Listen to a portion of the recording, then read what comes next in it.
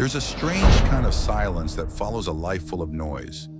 It's not the kind you find in an empty room or during the pause between two conversations. It's deeper, the kind that settles in your bones after years of pushing through things you never gave yourself time to feel. And when that silence comes, it doesn't ask permission. It doesn't arrive with a gentle knock. It floods you. It strips everything away. And suddenly you're sitting face to face with yourself, realizing how long it's been since you've really looked.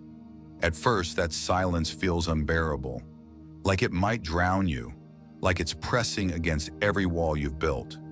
Because without the noise, without the distractions, all that remains is you, just you. And that can be terrifying when you've spent years running from your own presence. You begin to realize that most of your life was filled with movement, not progress, with doing, not being, with achieving, not arriving.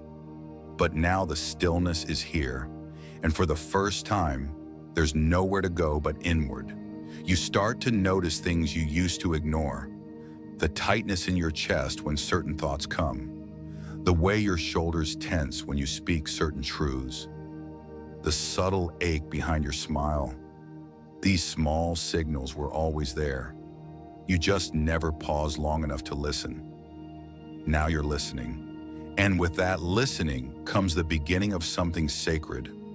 Not the kind of healing that happens in the light, but the kind that happens underground, in the dark, where roots grow. You realize that a lot of your pain wasn't caused by others, but by the way you silence yourself, by the way you minimize your needs, by the way you tolerated what hurt because you were afraid of being alone. You see clearly now how many times you said yes when your whole body was begging you to say no. How many times you laughed to keep the peace. How many times you swallowed the truth because it didn't fit the version of you others wanted to see. And with that realization comes grief. Not for what was done to you, but for what you did to survive. That grief is heavy. It doesn't move quickly. It sits with you. But instead of pushing it away, you start to let it teach you. It teaches you where your boundaries were too thin, where your self-worth was too fragile, where your identity was too attached to being needed, being liked, being useful. And as painful as those lessons are, you know you need them, because they are the foundation upon which something new can grow. You begin to dismantle the life you built on fear, not all at once, brick by brick, belief by belief. You question the stories you've been told, that love must hurt, that rest must be earned, that you must prove your value every day. You challenge the idea that healing means fixing. Maybe it means remembering. Maybe it means returning to the parts of you that were always whole, the parts you buried beneath achievement, perfectionism, and the need to be seen. You start speaking differently, not louder but clearer. You no longer speak to be heard. You speak to be honest. You no longer edit your emotions to be digestible. You let them be what they are: messy, beautiful, real. You stop apologizing for crying. You stop pretending to be okay when you're not. You stop asking for permission to feel. The people around you notice. Some embrace the change. Others resist it. Some leave. Some stay. And you learn to let them. You understand that growth will always disrupt relationships built on your silence. And that's okay. You're no longer afraid of being too much or not enough. You're simply committed to being true. You've realized that peace isn't about making everyone happy. It's about making yourself whole. You start building a new relationship with solitude. Not loneliness, but solitude. The sacred space where your soul can breathe, where you can ask questions without needing immediate answers, where you can feel without needing to fix. You light candles not because it's trendy, but because it reminds you of warmth. You journal not to perform, but to reflect. You take walks not to get somewhere, but to come home to yourself. Slowly, the silence becomes less terrifying. It becomes a friend, a guide. You look forward to the mornings when everything is still, when you can hear the birds outside your window and feel the sunlight on your skin. You begin to understand that healing isn't about doing more. You treat it as a companion, as a sacred home. You stop comparing your timeline to others. You stop rushing your healing to keep up with someone else's highlight reel. You realize that growth doesn't always look like progress. Sometimes it looks like sitting still. Sometimes it looks like crying in the shower. Sometimes it looks like saying, I don't know who I am anymore, and letting that be the beginning of something beautiful. You begin to reclaim your softness. In a world that glorifies hardness, this is a radical act. You allow your heart to break open. You cry in public. You say, I love you first. You hug longer. You laugh louder. You let joy in, not because life is perfect, but because you know how fleeting it is. You no longer wait for permission to feel. You no longer see vulnerability as weakness. You see it as strength, as truth, as the doorway to connection. You also stop expecting healing to be linear. You accept that some days you'll feel like you've arrived, only to wake up the next day and feel lost again. You no longer take that as failure. You take it as life, as the ebb and flow, as the spiral that brings you back to the same lessons, deeper each time. And with each return, you bring more compassion, more patience, more grace.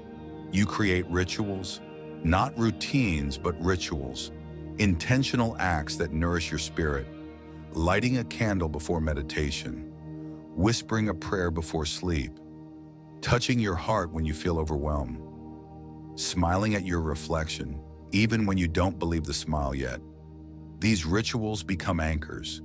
They remind you that you're not lost, that you're returning, always returning.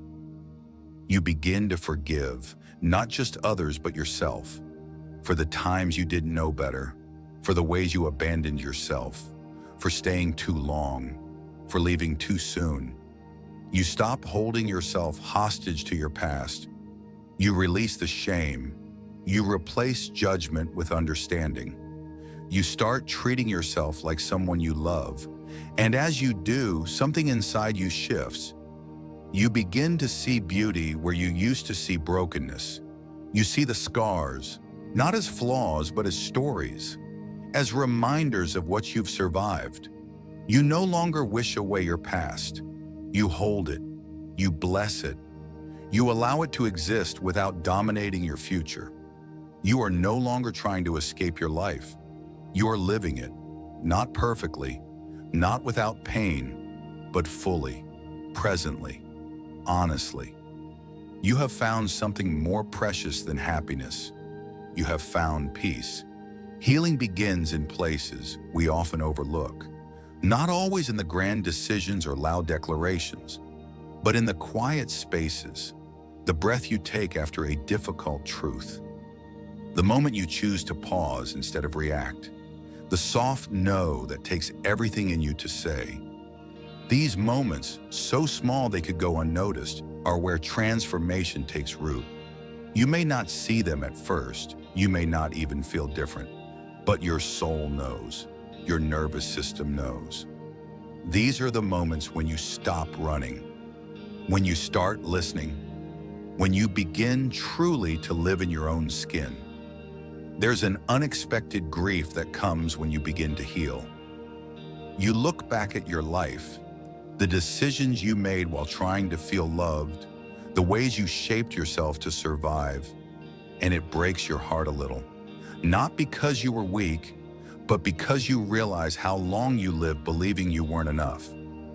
And as you grieve, you also begin to forgive. You forgive yourself for the things you didn't know, the things you tolerated, the love you gave without boundaries. And in that forgiveness, something softens, something deepens. You stop fighting yourself. You learn to sit with discomfort, not as an enemy, but as a guide. You realize discomfort isn't something to fix. It's something to feel, something that points you to the parts of yourself still asking to be seen. You sit in the ache, the fear, the longing. You stop numbing. You stop running. You allow the storm to move through you, and in doing so, you learn something essential. The storm is not the enemy. The storm is the space where something new can grow. And as that growth unfolds, you begin to make choices that reflect who you're becoming. Now, you notice the relationships in your life with new eyes. You see which ones feel like home and which ones feel like performances. You let go of the connections that require you to abandon yourself. You stop trying to convince people to stay. You let them go, not with bitterness, but with love. Because you know now that your peace is too precious to sacrifice. That being alone is better than being misunderstood. That wholeness is found not in how many people stand beside you, but in how fully you stand with yourself. You also start showing up differently for others, not to fix them, but to witness them. You stop offering advice when all someone needs is your presence. You listen without planning your reply. You hold space without needing to be the hero. You understand now that healing isn't about being above pain. It's about becoming a safe place for it. And in becoming that space, you also allow others to feel safe being human around you. You see, the more you accept your own humanity, the more you accept it in others. The more you forgive yourself, the more you understand the forgiveness others need. The more you release the need to control your emotions, the more you allow others the freedom to feel theirs. This is compassion. Not the surface kind, but the kind that rises from deep knowing. The kind that understands pain without needing the full story. The kind that doesn't turn away from sorrow, but moves closer to it, gently. Your relationship with time begins to change. You stop measuring your life in deadlines and accomplishments. You begin to measure it in presence, in how often you laugh, in how deeply you feel, in how gently you speak to yourself on the hard days. You learn that success isn't just reaching goals, it's learning to stay with the discomfort, to stay with the joy, to stay with yourself when everything in you wants to run. You also stop apologizing for your pace. You stop rushing to catch up to a life you never wanted in the first place. You walk slower. You breathe deeper. You savor moments instead of counting them. You understand now that life is not a race. It's a journey of becoming. And becoming cannot be rushed. It happens in layers, in seasons, in spirals. You begin to embrace your softness, not as something to be hardened, but as something to be protected. You stop viewing sensitivity as a flaw. You start seeing it as your superpower. The way you feel deeply, the way you notice what others miss, the way you hold the weight of the world in your chest. These are not weaknesses. They are the marks of someone who is alive, awake, aware, and maybe for the first time, you begin to enjoy your own company. You no longer fear silence. You sit with it. You dance with it. You let it teach you. You journal not to perform, but to explore. You walk alone not to escape, but to return. You no longer look outside yourself for fulfillment. You begin to understand that everything you were seeking was inside you all along. Even joy begins to feel different. It's not always loud. Sometimes it's quiet, subtle. The joy of clean sheets, of sun on your skin, of an exhale after a long day, of a song that reminds you of someone you once were. These joys aren't big, but they're real, and they're enough. You don't need grand experiences to feel alive. You need presence, and you're learning how to be present, one breath at a time. You're not afraid to cry anymore. You cry without apology, without hiding, without shame, because you understand now that tears are not weakness. They are cleansing, they are truth, they are the language of a soul that's finally being heard. And you are listening now. Really listening, not to respond, not to fix, but to understand. And through it all, you begin to trust yourself. Not in the way others have taught you, through accomplishments, through approval, through achievement, but in the way only experience can teach. through feeling, through falling and getting back up, through choosing yourself again and again. You begin to believe that no matter what happens, you will be okay, because you have yourself. And that is everything. You look back sometimes, not with regret, but with reverence. You see how far you've come, how much you've shed, how deeply you've returned. You honor the person you were. You thank when your reflection shows parts of you you're still learning to love. It takes courage to meet yourself there, to resist the urge to distract, to escape, to numb, to stay, to breathe, to say, even here, I will not abandon you. That kind of presence changes everything, not just how you heal, but how you live. Because once you learn to hold yourself in the darkness, the light becomes a home, not a reward. You begin to understand that peace isn't the absence of pain. It's the ability to stay soft in its presence. You no longer strive to be untouched by life. You aim to be touched by it fully and still remain grounded. You let the waves come, but you're not swept away. You let the winds blow, but your roots deepen. You let yourself feel without losing yourself to the feeling. That balance doesn't arrive overnight. It's practiced, chosen, cultivated, but it comes. And when it does, you find yourself breathing differently, not just with your lungs, but with your whole being. You notice how your breath has become your anchor, how it pulls you back when your mind runs ahead, how it steadies you when your heart stirs, how something so simple, so often taken for granted, can be the most faithful companion. Inhale, you remind yourself. Exhale, you release. And in that rhythm, life begins to move through you instead of against you. You don't have to fight for calm. You return to it again and again. And each time you do, it welcomes you without judgment. You start tending to your inner world the way you would a garden, with patience, with care. You don't rip the weeds out in frustration. You kneel beside them. You ask why they grew there in the first place. You see that everything inside you, the fear, the anger, the longing, is trying to tell you something. And you listen, not to control, but to understand, not to correct, but to connect. You stop seeing emotions as problems. You see them as parts of yourself still asking for love. Even the parts of you that once felt too painful to face start to soften. The inner critic, the wounded child, the self-saboteur. You stop trying to silence them. You sit with them. You say, I see you. I know you were trying to protect me. But we don't have to live that way anymore. And slowly, those parts stop yelling. They begin to trust you because you're not rejecting them. You're holding them with compassion. That's what healing is.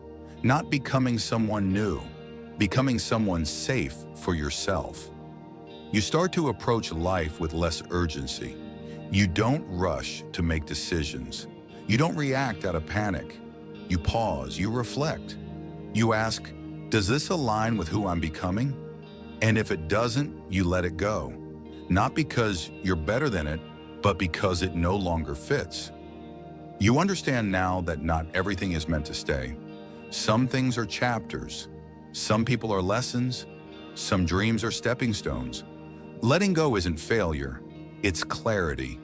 You begin to release the version of you that needed to have it all figured out. You embrace uncertainty, not with fear, but with faith. You trust that life unfolds in ways the mind can't always predict. That some of the most beautiful moments happen not in the planning, but in the surrender. You stop micromanaging your path. You start walking it, step by step, breath by breath, letting the journey teach you what the destination never could. And in doing so, you begin to feel more connected, not just to yourself, but to everything, to the sky, to the trees, to the people you pass on the street, to the small sacred details you once rushed past, a bird landing near your window, the way your fingertips feel running over soft fabric. the sound of someone laughing nearby. These moments ground you. They remind you that life is not something to conquer. It's something to participate in, to be present for, to be changed by. You also begin to reclaim your intuition, that quiet inner knowing that was drowned out for so long by noise, by pressure, by expectations. You realize now that your body has always known, that your heart has always spoken, that your gut has always pointed the way. You were just taught not to listen. And when conflict arises, and it will, you no longer see it as something to win. You see it as a mirror. What is this showing me about my boundaries, about my wounds, about my needs? You don't attack. You don't collapse. You respond. You choose clarity over chaos, truth over triumph, connection over control. And even when the other person doesn't meet you there, you don't lose yourself, because now you know how to stay anchored. Your identity begins to shift, not as a mask you wear, but as an expression of your soul. You stop identifying with your job, your achievements, your roles. You begin to ask deeper questions. Who am I beneath the labels?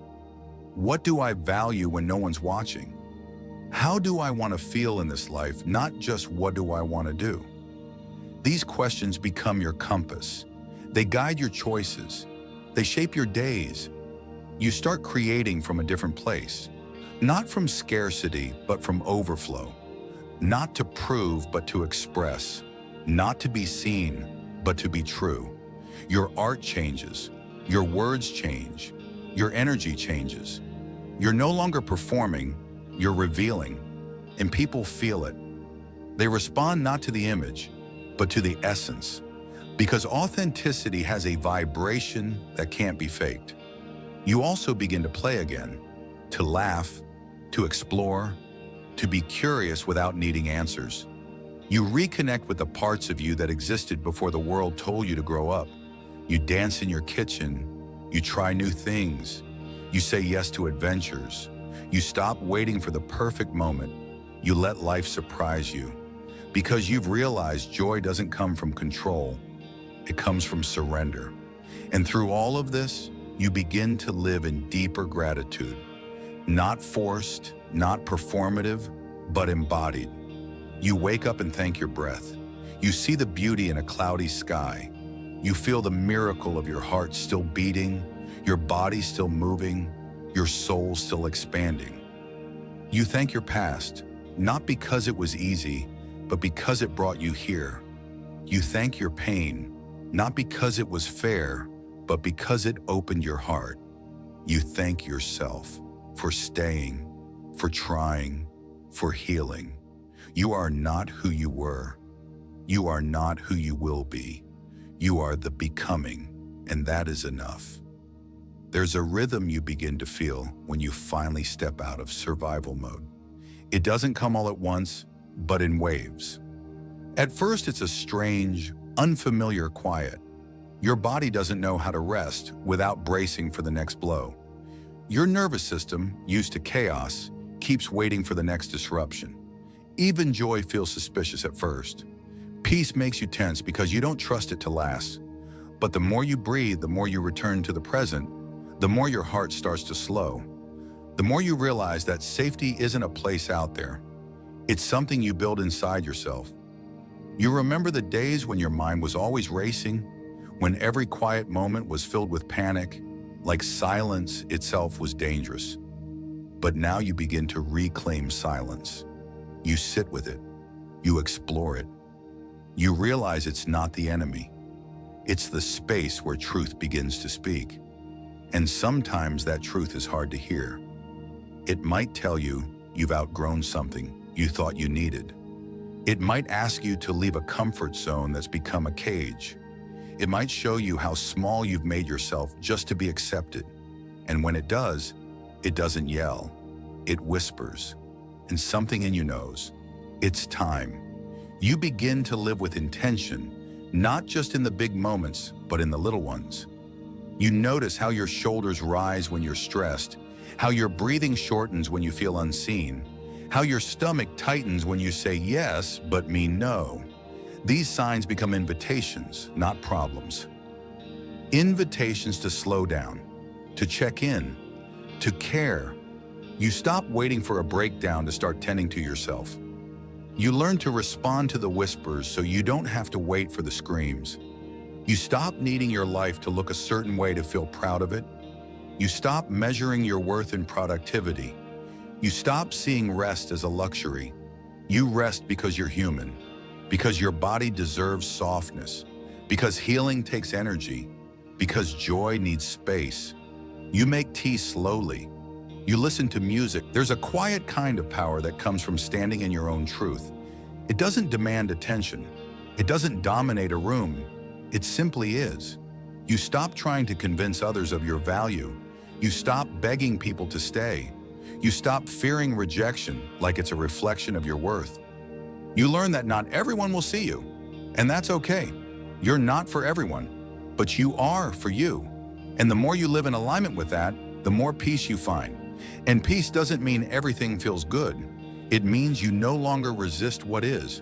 You meet life with openness, with grace, with the understanding that joy and sorrow are not opposites, they're companions. You stop trying to avoid pain and instead ask what it's here to teach you. You hold joy with open hands, knowing it's meant to be felt, not possessed. You learn that life isn't about control, it's about participation. And you, for the first time in a long time, are fully here. There's a moment when you begin to see the beauty in your scars, not because they're pretty, but because they're honest. They tell the story of a life lived deeply, a life that didn't run from pain, a life that chose growth over numbness. You no longer hide your wounds.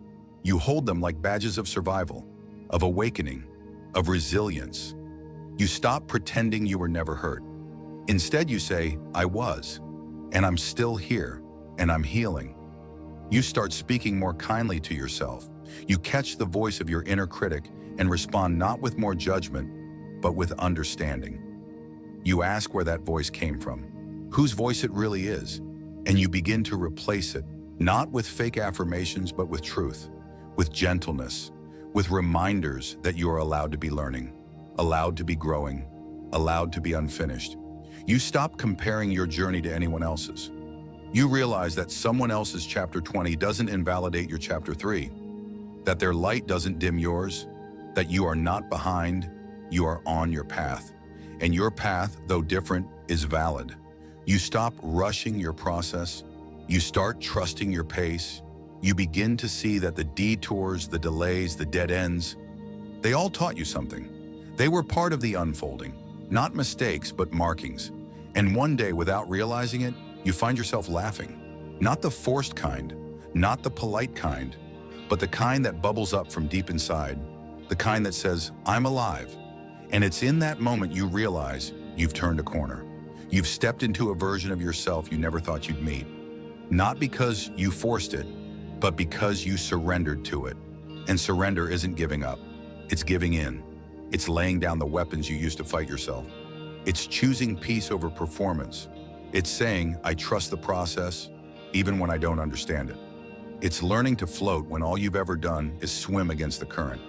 And in that floating, you discover something miraculous. Life is carrying you, even when it feels still, even when it feels hard, even when you don't know where it's going. You look around at your life, not perfect, but real, and you feel gratitude. Not because everything is exactly how you imagined, but because you're here, alive, awake, learning, loving. And that's enough. You've stopped striving for a life that looks good. You've started building a life that feels good, that feels aligned, that feels like home. You begin to realize that healing isn't a destination. It's a way of being, a way of choosing, a way of showing up. And it doesn't end, it evolves with each season, with each breath, with each new layer that reveals itself. You don't need to arrive, you just need to stay present, to keep listening, to keep loving, and most importantly, you stop waiting for someone else to save you. You realize you were the one you were waiting for all along. There's something sacred about realizing that you don't need to be rescued, not by a lover, not by a friend, not by success, and not even by time. You wake up one morning and feel it, not as a declaration shouted to the sky, but as a quiet truth anchored in your chest. You've spent so long waiting to be chosen, to be seen, to be fixed. But now you see it clearly. You were never broken. You were only buried under expectations, under fear, under the need to be who everyone else needed you to be. And slowly, with trembling hands and an opening heart, you begin to unearth yourself. At first, this reclamation feels unfamiliar, like learning a new language. You touch your skin and feel like it belongs to someone else. You speak your truth and your voice shakes because you're not used to hearing it spoken aloud. You choose rest over productivity and guilt creeps in, trying to pull you back into the old rhythm. But you keep going. You begin to remember who you were before the world told you who to be, not as a concept, but as a living presence. You start reconnecting with what made you feel alive before survival dulled your senses. Maybe it was painting. Maybe it was dancing barefoot. Maybe it was staring at the stars without needing to understand them. Whatever it was, you returned to it, not for achievement, but for the joy of it, for the way it softens you, for the way it reminds you that you are more than your roles, your wounds, your responsibilities. You are a soul in motion, a breath in time. You learn to celebrate the quiet wins, the boundaries you held when it was easier to bend, the meal you cooked for yourself even when you felt low, the moment you paused to check in with your breath instead of numbing out. These victories are small to the outside world, but to you they are everything, because they mark your return, they prove your presence, they honor your process. You also stop needing your healing to look inspiring. You let it look like canceling plans, like lying on the floor and crying, like saying, "I'm not okay," without needing to explain why. You no longer measure your progress by how well you hide your pain. You measure it by how gently you meet yourself in it, by how little you judge your messy days, by how often you offer yourself kindness when the old self would have offered criticism. And with that kindness, you start rewriting your inner dialogue. The voice that once told you you're not doing enough becomes you're doing your best. The one that said you should be over this by now becomes it's okay to feel this. You stop needing to be perfect before you give yourself love. You love yourself in the middle of the mess, in the confusion, in the tears. And that love, imperfect and raw, begins to rebuild what shame once shattered. Your mornings begin to change, not always in routine, but in energy. You no longer wake with dread. You wake with intention, even if that intention is simply to be kind to yourself. You greet the day not with a checklist, but with a breath, with a quiet moment before the world rushes in, with gratitude not because everything is perfect, but because you are present enough to notice what is. The sunlight through the curtains, the warmth of tea between your hands, the chance to begin again. You stop outsourcing your peace. You no longer expect others to regulate your emotions, to soothe your wounds, to validate your existence. You learn to hold space for your own storms, to self-soothe, to speak to yourself like someone you love. And in doing so, you become more whole, not because you never need anyone, but because you're no longer afraid of your own company. This wholeness begins to reflect in your relationships. You no longer tolerate emotional crumbs. You stop begging for love that must be chased. You stop trying to be understood by people who are committed to misunderstanding you. You make peace with being misunderstood, not because it doesn't hurt, but because you'd rather be real and rejected than fake and accepted. You walk away from the performances, from the roles, from the illusions, and you step into the real, into connection that feels safe, reciprocal, and rooted in truth. You learn to enjoy your solitude, not because you've given up on others, but because you've come home to yourself. You walk alone and feel whole. You eat dinner with only your thoughts and find them gentle. You stop fearing empty space. You see it as possibility, as pause, as potential. And in that spaciousness, you rediscover creativity. inspiration, joy, all things that were waiting beneath the clutter. And when sadness returns, as it inevitably does, you no longer resist it. You welcome it like an old friend who comes with stories to tell. You don't ask it to leave before it's ready. You sit with it, you listen, you ask what it needs. And sometimes all it needs is your presence, your willingness to feel, to witness, to breathe. You stop labeling emotions as good or bad. You let them be. You let them pass. And they do.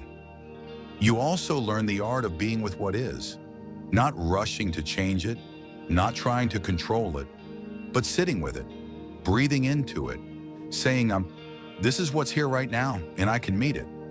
That presence becomes your superpower. It softens your edges. It deepens your relationships. It creates space for magic. Because when you stop resisting the moment reveals its beauty. And maybe for the first time, you stop living in someday. You stop postponing joy until you lose the weight, get the job, find the partner. You stop saying, I'll be happy when, and instead ask, how can I be present now? You realize that this breath, this moment, this version of you is worthy of celebration, of love, of light. You stop waiting for life to calm down to enjoy it. You find peace in the middle of the chaos. You create pockets of stillness in busy days. You drop into your breath like a prayer. You anchor into presence like a ritual. And you carry that energy with you into conversations, into decisions, into the spaces you once filled with panic. You no longer need everything to be perfect. You just need to be present. And you are. You begin to understand that healing is not about erasing your past. It's about integrating it, about looking at your scars and saying, you brought me here. It's about acknowledging the versions of you that had to survive and thanking them for their strength. It's about embracing the version of you that is learning how to live, how to thrive, how to be soft and strong at once. And as you move through your days, you carry yourself differently. Not because you've become someone new, but because you've become more you. You walk with grace, with groundedness, with the kind of confidence that doesn't need to be loud. You don't need to prove your worth anymore. You found it. It was always there, beneath the fear, the noise, the expectations, and now it shines. There is a rare and precious moment that comes when you realize you don't have to carry it all anymore. Not all at once, not all the time. That moment doesn't arrive with thunder or some loud proclamation. It comes quietly, like the breath you didn't know you were holding. It comes as a release in your shoulders, as an exhale that softens your chest, as a knowing deep in your being that says, it's okay to rest now. You've done enough. You've been enough. You are enough. And you don't have to keep proving it anymore. You've spent so much time believing that being strong meant never stopping, that healing meant always pushing forward, that if you just kept going, you'd eventually outrun the parts of you that ached. But you're learning now that healing doesn't ask for hustle. It asks for surrender, for softness, for the willingness to stop doing and just be. Not because you've given up, but because you finally understand that true strength lies in your ability to be gentle with yourself. You start unlearning the myth that says you always have to be okay. That to be valuable, you must be productive.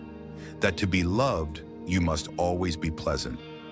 You begin to peel back those layers one by one.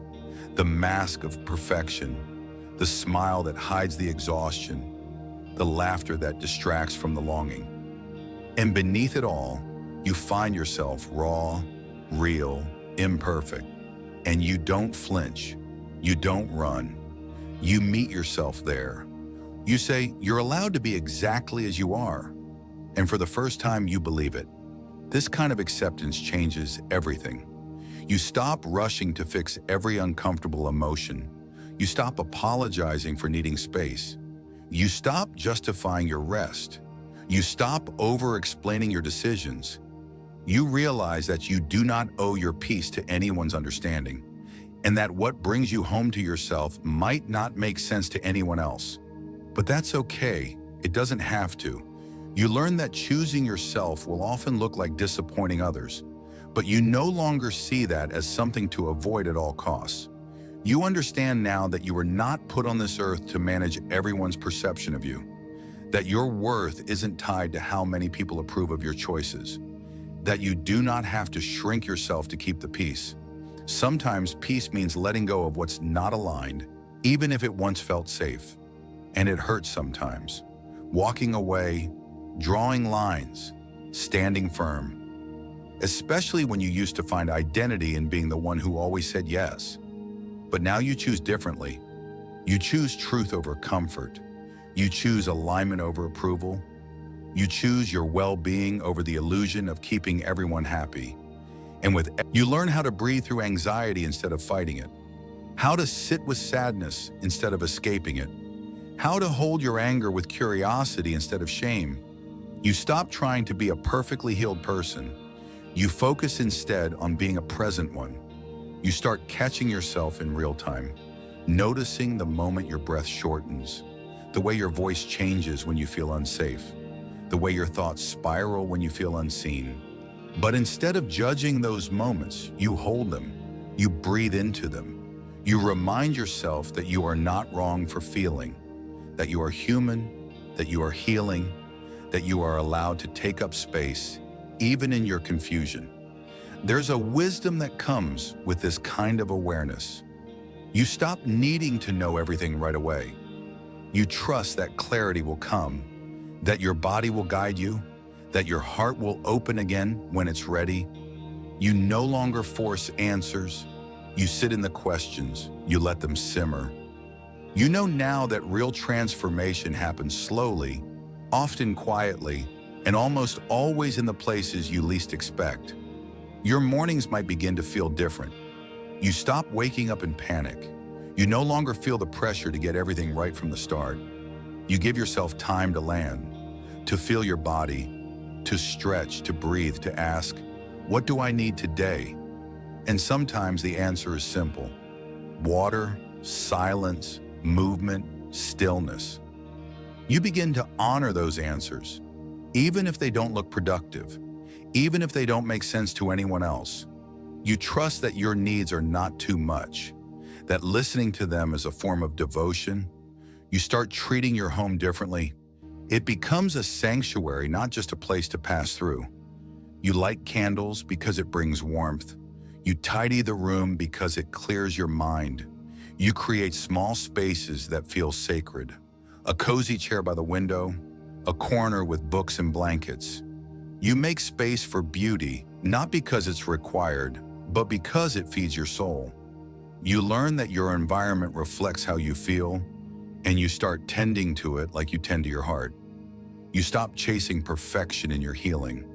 You accept that some days you'll feel like you've regressed, that old patterns might resurface, that triggers will still show up, but you meet those days with grace, with the understanding that healing is not a straight line, that progress doesn't always look like forward motion. Sometimes it looks like choosing rest instead of reaction. Sometimes it looks like forgiving yourself again and again. You begin to create more intentionally, not for applause, but for expression. Not to be seen, but to be felt. Your art, your words, your ideas, they come from a different place now.